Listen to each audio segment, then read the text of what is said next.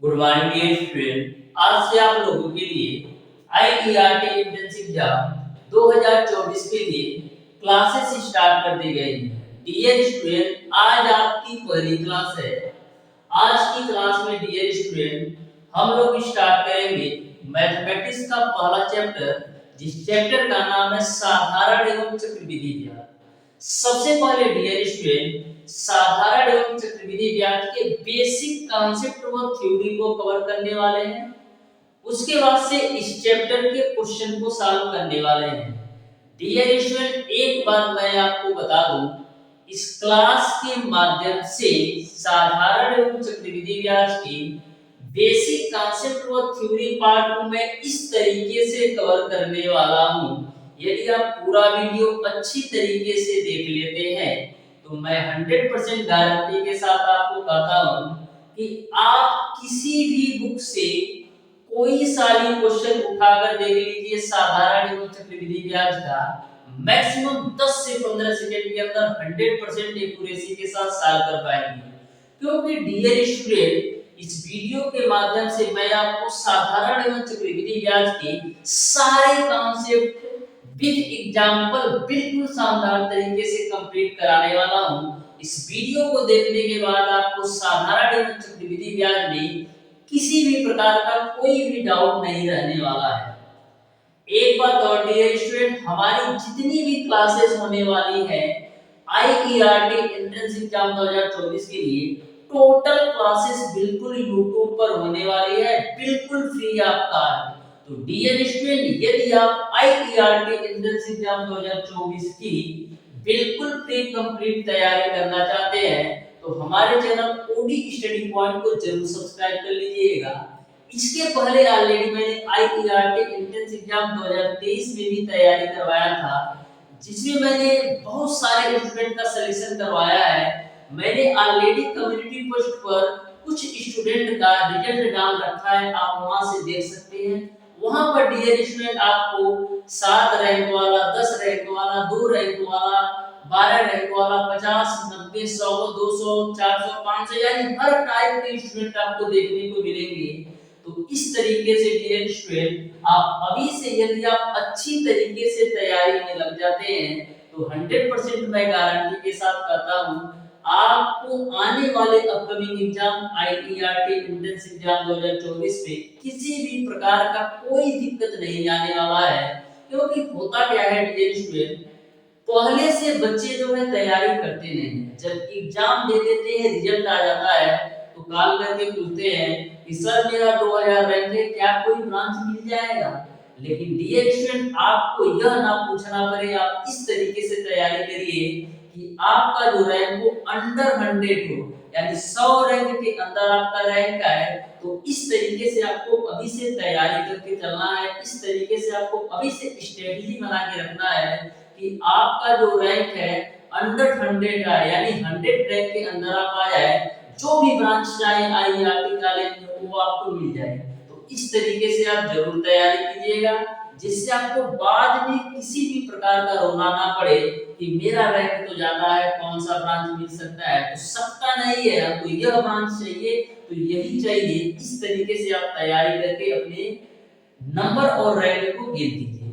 तो ज्यादा बात ना करते हुए डियर स्टूडेंट स्टार्ट करते हैं आज की क्लास। सबसे पहले छोटे छोटे टर्म्स को देखेंगे, उसके बाद से जितने भी कॉन्सेप्ट हैं टोटल कॉन्सेप्ट को कवर करने वाले हैं। क्लास में बहुत मजा आने वाला है, बस आप बिल्कुल शानदार तरीके से प्रत्येक कॉन्सेप्ट को समझते जाइए। सबसे पहले डियर स्टूडेंट हम बात करते हैं मूलधन होता क्या है।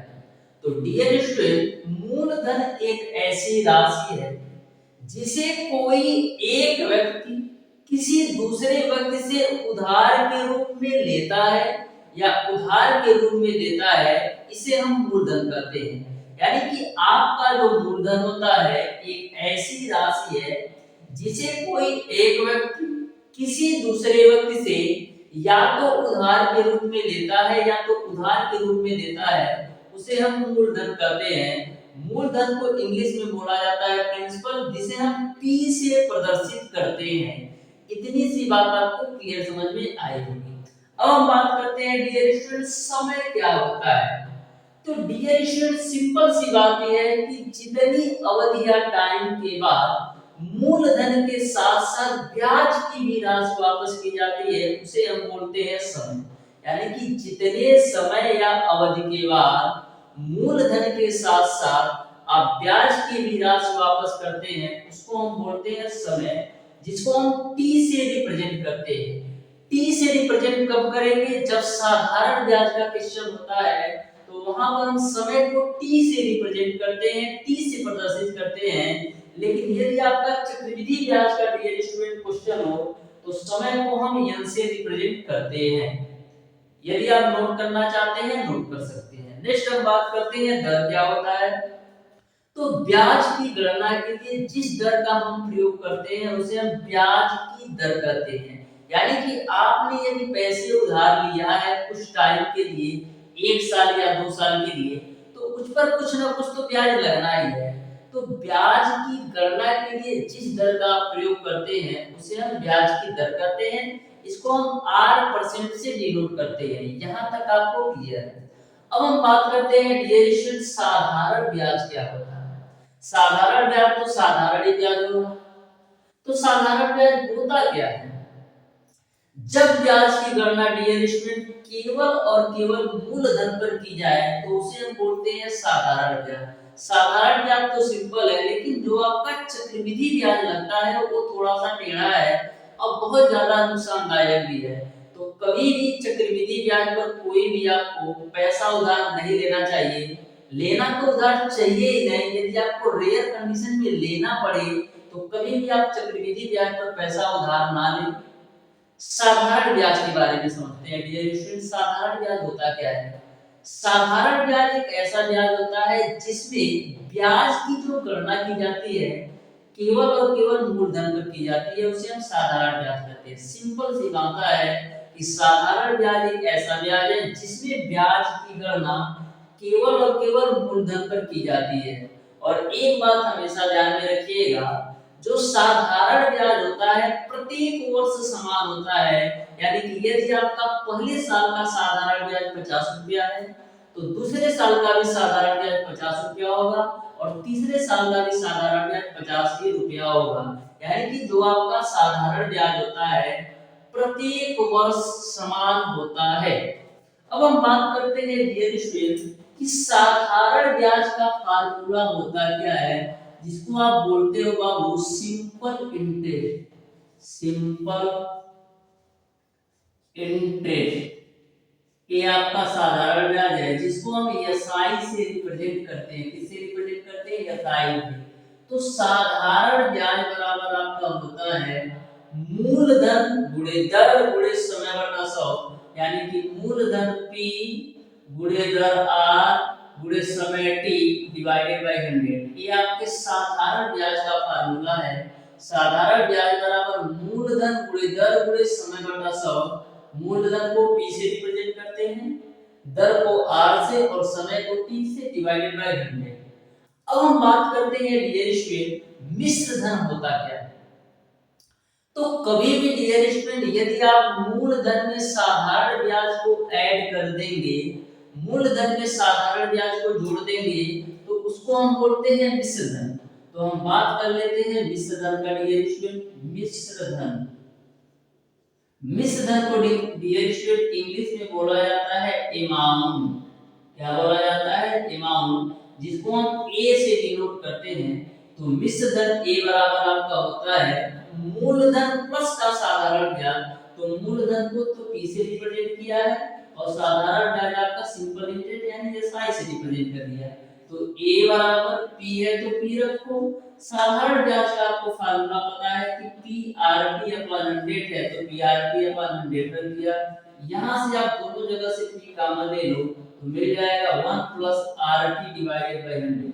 इस तरीके से आपने मूलधन ए का मान निकाल लिया पी ब्रैकेट में 1 plus R T divided by 100।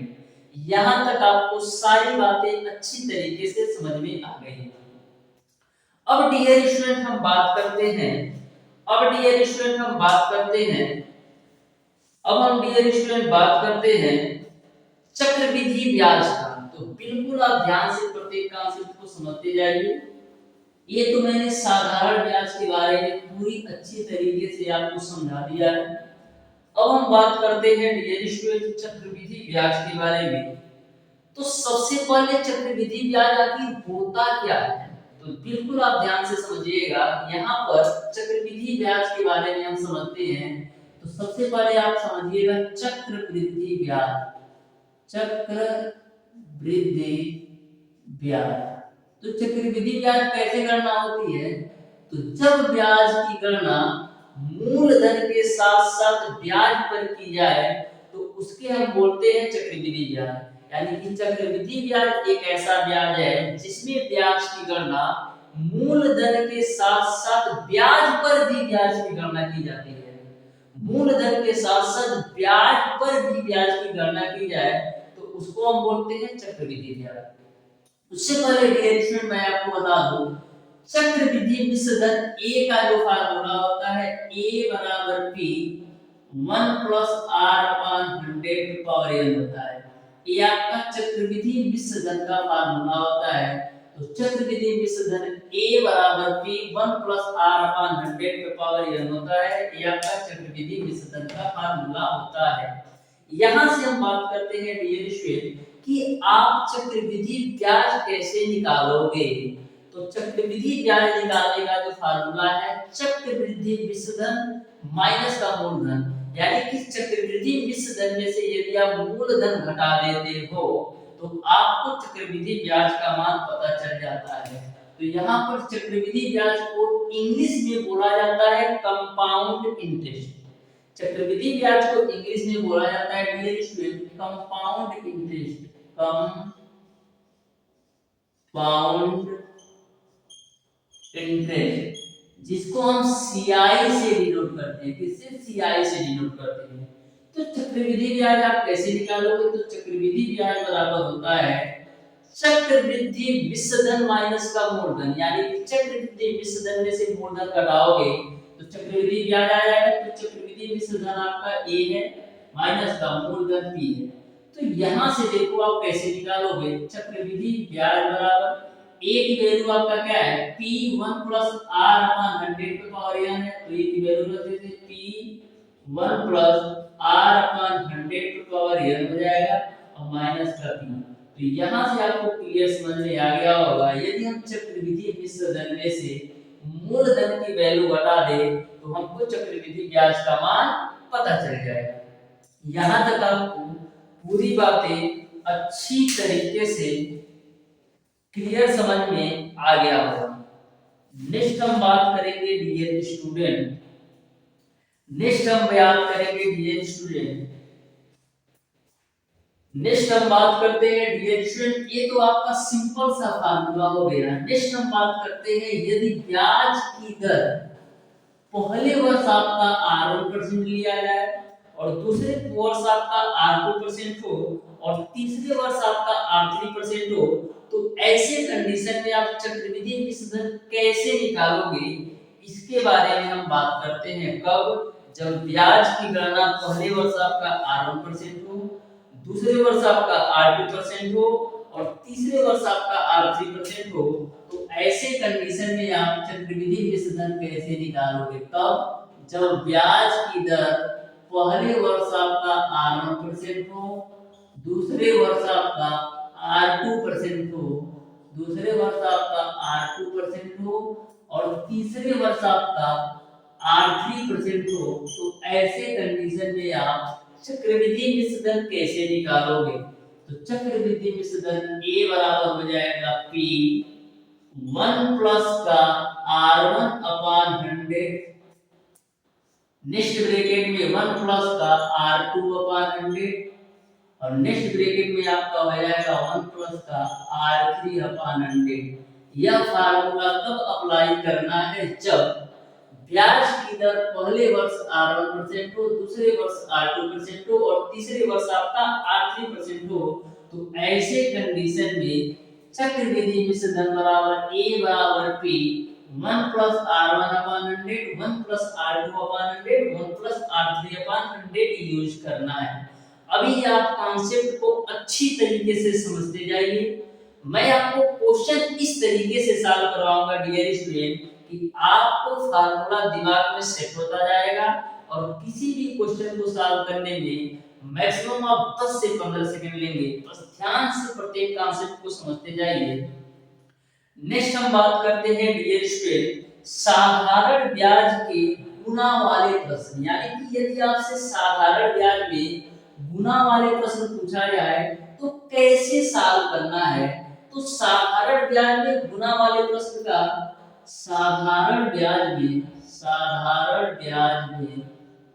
ब्याज से गुना वाले प्रश्न तो ध्यान से समझिएगा पहले कॉन्सेप्ट, फिर आपको एग्जांपल बताऊंगा तो क्लियर समझ में आएगा। तो साधारण ब्याज से गुना वाले प्रश्न को सॉल्व करने का जो फार्मूला है वो आपका होता है T1 बट्टे का T2 बराबर M1 माइनस का 1 डिवाइडेड बाय M2 माइनस का 1। ये आपका साधारण ब्याज से कभी भी गुना वाला प्रश्न पूछा जाए तो यही फार्मूला आपको अप्लाई करना है। जो आपका T1 होता है पहला समय होता है, T2 जो आपका होता है तो दूसरा समय होता है, M1 जो होता है पहला गुना होता है और M2 जो होता है आपका दूसरा गुना होता है। इस पर मैं आपको एक से दो एग्जांपल बता रहा हूं तो अच्छी तरीके से क्लियर समझ में आ जाएगा। जैसे डियर स्टूडेंट हम एक एग्जांपल लेते हैं। एग्जांपल आपका इस तरीके से है, यदि कोई धन साधारण ब्याज की दर से 3 वर्षों में 3 गुना तो बताइए कितने वर्षों में 17 गुना हो जाएगा। कभी भी आपसे क्वेश्चन पूछा जाए तो क्वेश्चन में आपको क्लियर लिखा रहेगा। देखिए इस क्वेश्चन में लिखा है यदि कोई धन साधारण ब्याज की दर से यानी कि साधारण ब्याज का क्वेश्चन है। बोला है यदि कोई धन साधारण ब्याज की दर से 3 वर्षों में 5 गुना तो कितने वर्षों में आपका 17 गुना हो जाएगा ये आपको बताना है। तो इस क्वेश्चन का हम सॉल्यूशन कर लेते हैं। तो देखो कैसे आपको वैल्यू पुट करना है। बोला है साधारण ब्याज की दर से 3 वर्षों में आपका 5 गुना, 3 वर्षों में 5 गुना यानी T1 की वैल्यू 3 दे रखा है और M1 की वैल्यू आपको दे रखा है 5। 3 वर्षों में 5 गुना हो जाता है तो कितने वर्षों में 17 गुना हो जाएगा, यानी आपको T2 की वैल्यू निकालना है और M2 की वैल्यू आपको दे रखा है 17। अब यहाँ पर सारी वैल्यू आप रख दीजिए। तो T1 का मान है बाबू आपका 3, T2 की वैल्यू आपको निकालना है, M1 का मान है 5 तो 5 माइनस का 1 हो जाएगा, M2 का मान है आपका 17 माइनस का 1। तो यहाँ से देखिएगा आपका क्या हो जाएगा 3 बट्टे T2 बराबर 5 में से 1 जाएगा 4 और 17 में से 1 जाएगा 16। तो 4 4 16 तो कितना होगा 4 3 12, यानी कि जो T2 की वैल्यू आएगी वो आपका 12 साल आ जाएगा, यानी वही धन 12 वर्षों में 17 गुना हो जाएगा। तो इस तरीके से देख सकते हैं यदि आपको कॉन्सेप्ट पता है तो साधारण ब्याज के गुना वाले प्रश्न मैक्सिमम आप 5 से 10 सेकंड के अंदर सॉल्व कर सकते हैं। अब सेम कॉन्सेप्ट पर डियर स्टूडेंट एक क्वेश्चन और देख लेते हैं तो और आपको क्लियर समझ में आ जाएगा। देखिएगा नेक्स्ट एग्जांपल बोला है यदि कोई धन साधारण ब्याज की दर से 5 वर्षों में 2 गुना हो जाता है तो 9 गुना होने में समय लगेगा। हमेशा मैं आपको बोल रहा हूं कि कभी भी आपको क्वेश्चन पूछा जाएगा तो क्वेश्चन में क्लियर लिखा रहेगा कि साधारण ब्याज का क्वेश्चन है कि चक्रवृद्धि ब्याज का क्वेश्चन है। जैसे एग्जांपल नंबर 2 है यदि कोई धन साधारण ब्याज की दर से 5 वर्षों में 2 गुना हो जाता है तो 9 गुना होने में समय लगेगा। अब तो आप लोग फास्ट एंड क्यूरियस हो गए होंगे कैसे। बोला है क्वेश्चन में यह बोला गया है डियर स्टूडेंट 5 वर्षों में 2 गुना हो जाता है, यानी T1 की वैल्यू हम रख देंगे 5, T2 की वैल्यू आपको निकालना है, 5 वर्ष में 2 गुना हो जाता है यानी कि M1 की वैल्यू आपका है 2 माइनस का 1। तो बोला है कितने वर्षों में 9 गुना हो जाएगा, यानी M2 की वैल्यू आपका 9 हो गया माइनस का 1 हो गया। अब देखो 5 बट्टे का T2 दो में से एक जाएगा एक और 9 में से एक जाएगा 8, यानी T2 की वैल्यू कितना आ जाएगा, वो T2 की वैल्यू आपकी आ जाएगी 40 वर्ष, यानी वही धन 40 वर्षों में 9 गुना हो जाएगा। तो देख सकते हैं कितना सिंपल सा कॉन्सेप्ट है। अब डियर स्टूडेंट हम बात करेंगे चक्रवृद्धि ब्याज में गुना वाले प्रश्न। चक्रवृद्धि ब्याज में गुना वाले प्रश्न को आप डियर स्टूडेंट साधारण ब्याज की तुलना में भी मैक्सिमम आप 5 से 7 सेकंड के अंदर सॉल्व करवाएंगे।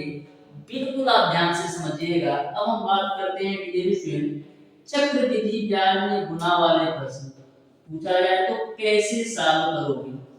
चक्रवृद्धि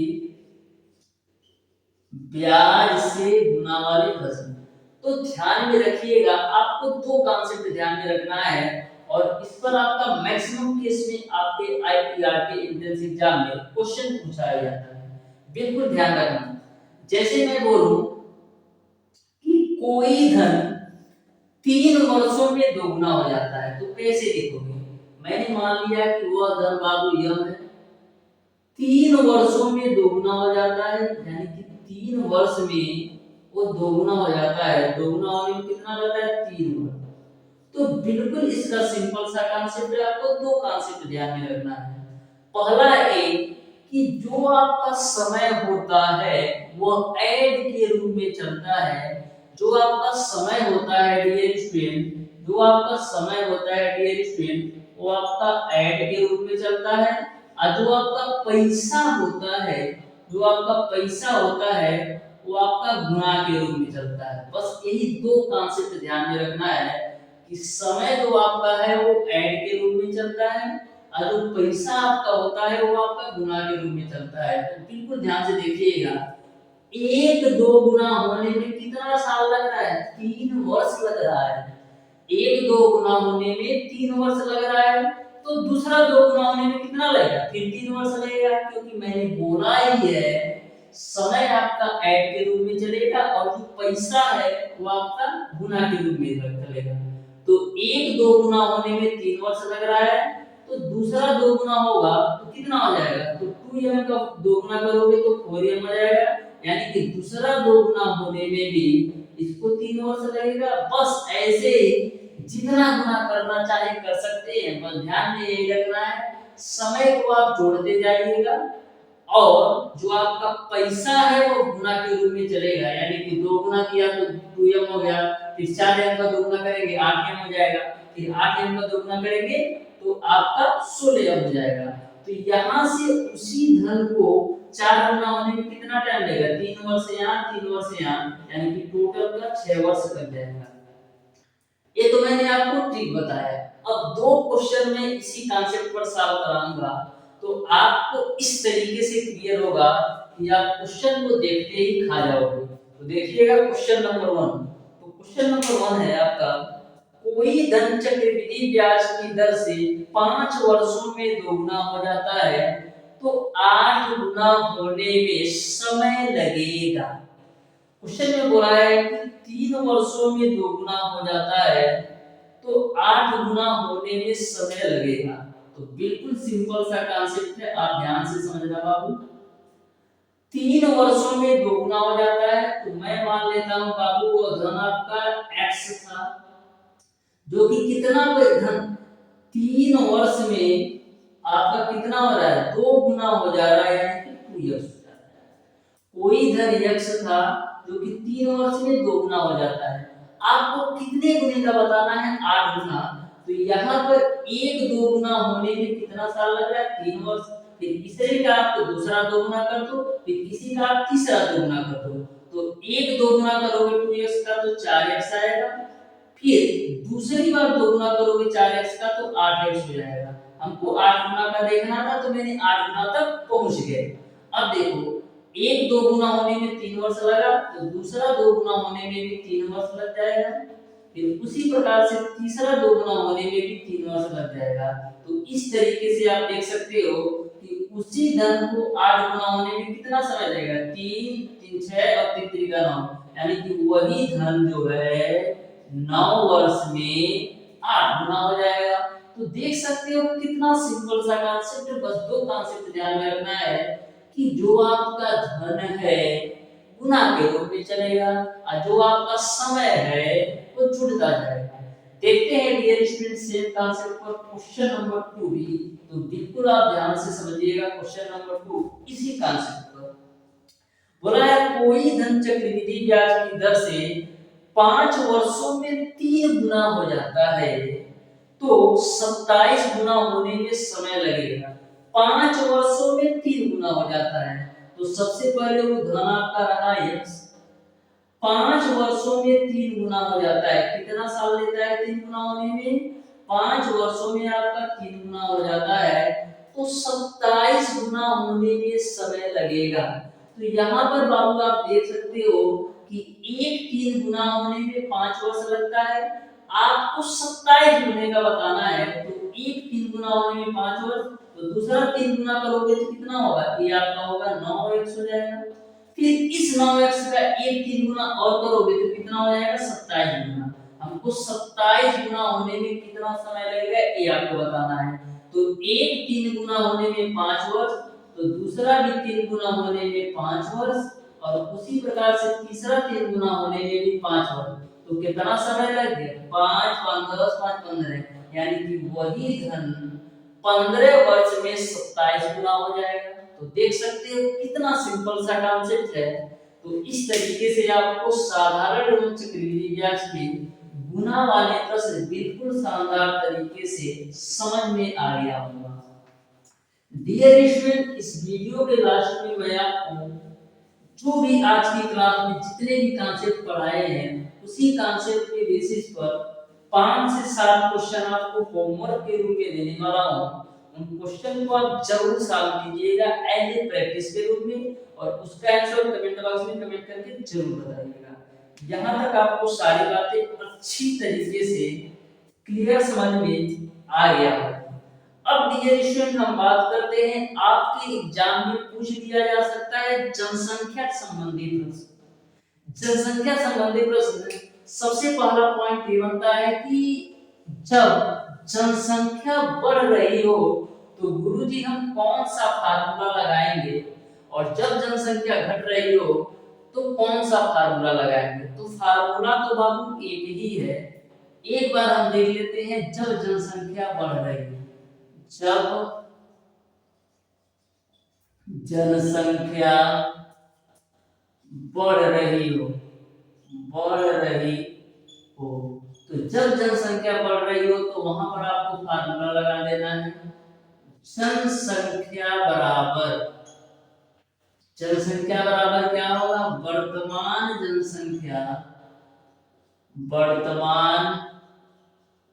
जनसंख्या अब ब्रैकेट में 1 plus r upon 100 to power n। यह फार्मूला कब अप्लाई करना है? जब जनसंख्या बढ़ रही हो तब। वहीं पर यदि आपसे पूछा जाए जब जनसंख्या घट रही हो तब क्या करोगे? जब जनसंख्या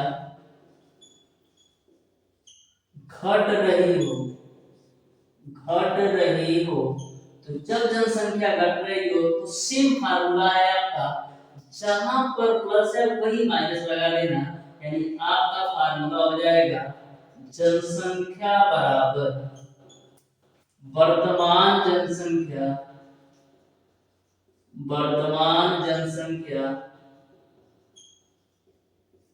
1 माइनस का r upon 100 to power n।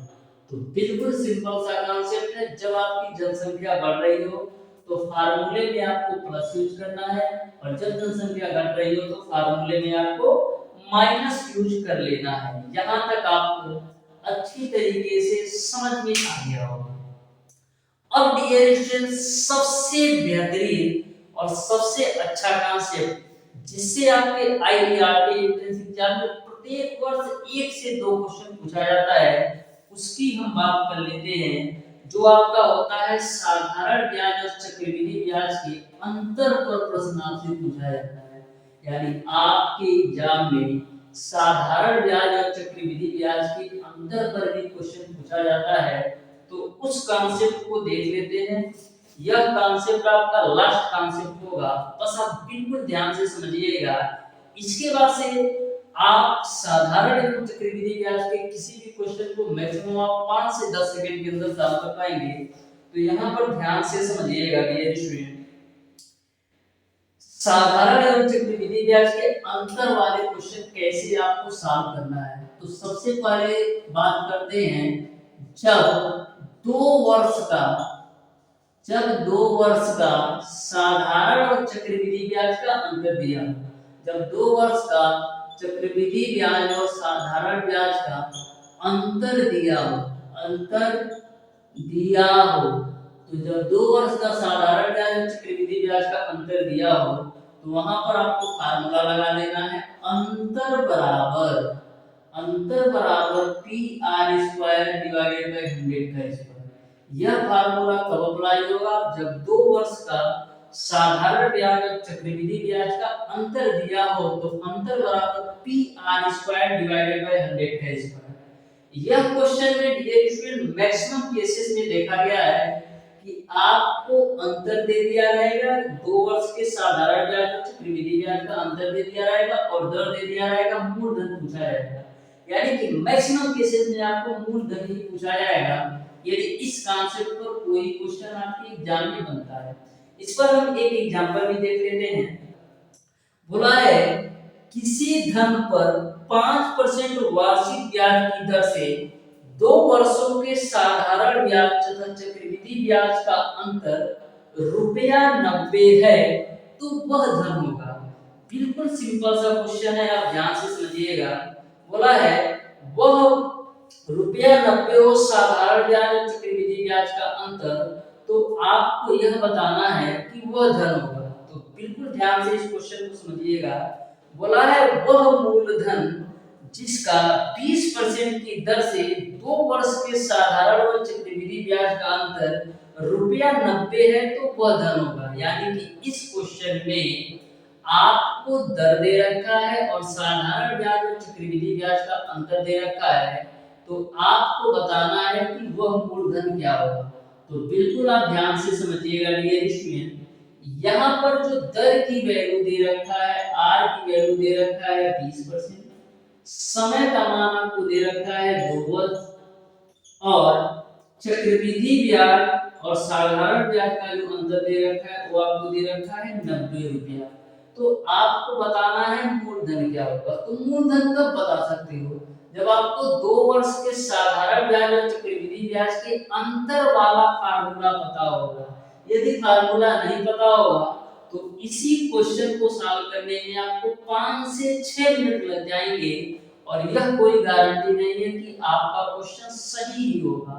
इस तरीके से डियर स्टूडेंट, यदि आप इस कांसेप्ट से इस क्वेश्चन को सॉल्व करते हो तो मैक्सिमम 5 सेकंड लगना है।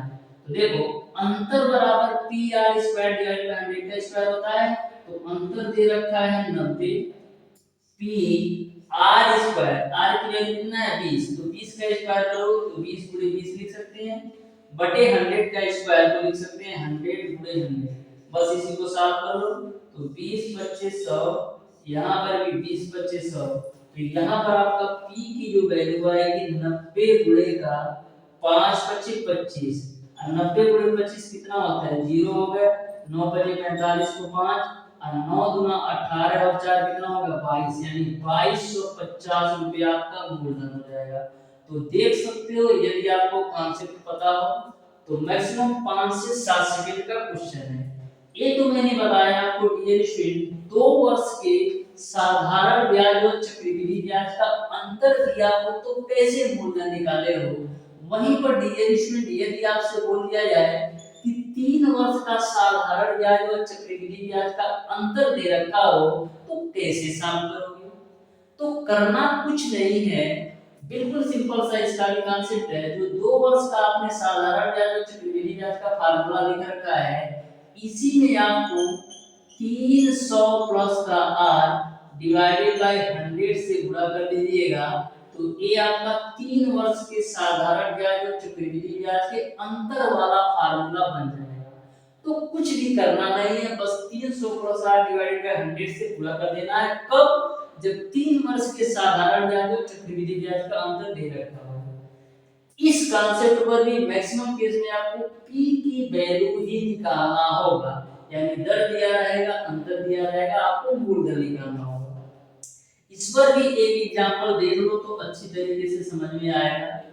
बोला है किसी धन पर 5% वार्षिक ब्याज की दर से 3 वर्ष के साधारण ब्याज और चक्रवृद्धि ब्याज का अंतर रुपया 122 है तो वह धन होगा।